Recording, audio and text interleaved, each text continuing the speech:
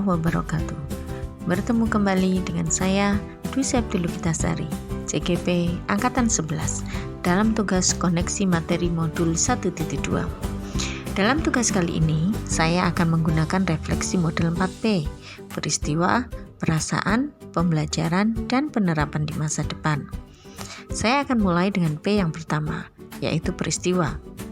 Peristiwa yang paling mencerahkan ketika mempelajari modul ini adalah saya menyadari bahwa peran guru penggerak meliputi beberapa dimensi, yaitu terhadap murid, teman sejawat, dan instansi pendidikan itu sendiri. Secara lebih terperinci, peran tersebut meliputi sebagai pemimpin pembelajaran, menggerakkan komunitas praktisi, menjadi coach bagi guru lain, menjalin kolaborasi antar guru, dan mewujudkan kepemimpinan murid. Hal ini memahamkan diri saya bahwa peran yang harus dilakukan oleh seorang guru penggerak bersifat menyeluruh dan kompleks.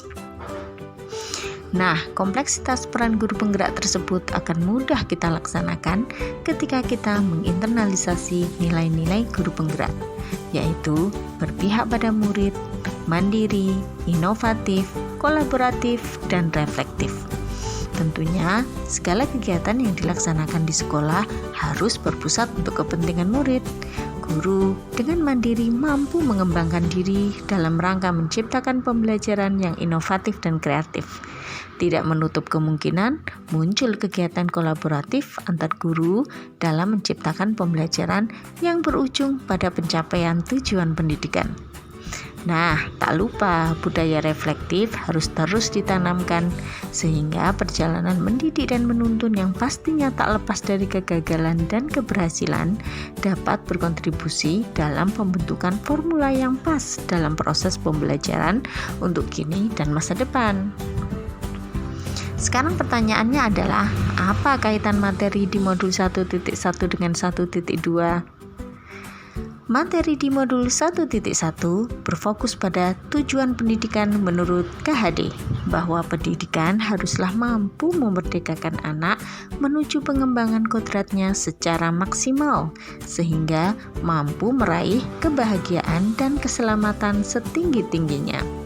Sedangkan materi di modul 1.2 menunjukkan jalan bagi pendidik dalam mengantarkan anak didik mereka mencapai tujuan pendidikan KHD, yaitu menjadi individu yang merdeka. Jalan tersebut adalah dengan melakukan segala peran guru penggerak yang telah disebutkan di penjelasan sebelumnya. Tentunya juga dengan pengejawantahan nilai-nilai pendidik dalam melaksanakan misi pendidikan. Nah, kita sampai pada P yang kedua, yaitu apa yang saya rasakan ketika saya sampai pada momen penyadaran tersebut. Awalnya saya merasa khawatir tidak akan mampu melaksanakan kelima peran tersebut.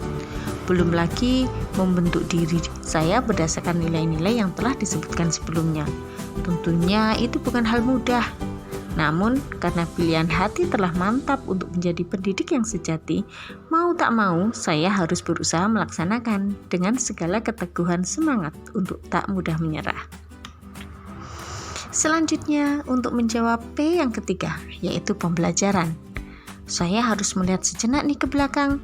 Sebelum sampai pada momen penyadaran tentang peran dan nilai guru penggerak, saya merasa mendidik adalah menuntun siswa menuju pengembangan kodratnya, sehingga saya hanya berfokus pada anak didik tanpa memperhatikan lingkungan pembelajaran secara lebih luas.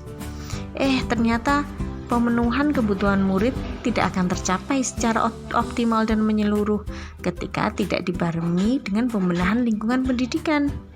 Sehingga guru penggerak harus mampu mengembangkan diri sendiri, orang lain, atau teman sejawat, dan lebih luas lagi pada pengembangan institusi pendidikan, yaitu sekolah. Dan P yang terakhir adalah rencana penerapan ke depan. Apa sih yang bisa saya lakukan untuk semakin menguatkan nilai dan peran saya sebagai guru penggerak? 1. Saya akan terus belajar berbagai hal terkait pengembangan pembelajaran di kelas, metode, teknik, media pembelajaran, bahkan sampai cara membangun komunikasi efektif dengan siswa akan terus saya pelajari. Yang kedua, saya akan menerapkan pembelajaran yang berpihak pada murid, yaitu yang bersifat kontekstual, diferensiatif, inovatif, dan reflektif. Kegiatan yang melibatkan partisipasi aktif siswa seperti pembelajaran berbasis proyek akan banyak saya lakukan di kelas. Yang ketiga, saya akan membangun kolaborasi dengan teman sejawat, baik dengan pengampu mapel yang sama dan bila memungkinkan dengan mapel lain. Selain itu, saya akan juga ikut aktif terlibat dalam komunitas praktisi di sekolah. Dan yang keempat adalah untuk merangkum segala usaha dan memanfaatkan setiap kegagalan dan keberhasilan yang telah saya alami, saya akan rajin menulis jurnal refleksi. Harapannya semakin ke depan saya akan menjadi pendidik yang terus berproses menjadi lebih baik dengan belajar dari pengalaman. Demikian koneksi antar materi yang saya lakukan pada modul 1.2. Semoga menginspirasi. Sekian, terima kasih. Wassalamualaikum warahmatullahi wabarakatuh.